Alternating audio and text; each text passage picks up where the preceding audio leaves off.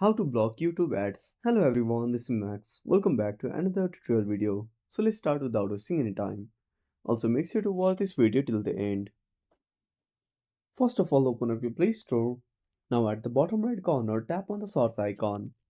Now simply tap on the search bar and type YouTube. Now click on search.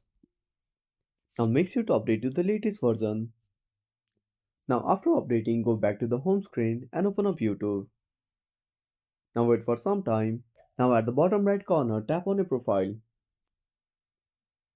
Now scroll down and tap on Get YouTube Premium. Now click on Get YouTube Premium. Now select your subscription plan. Now select your subscription plan and tap on Confirm. Now complete the payment process and you won't get any ads on YouTube app. And that's it. Thanks for watching. Make sure to subscribe our channel and hit the bell icon. See you in the next video.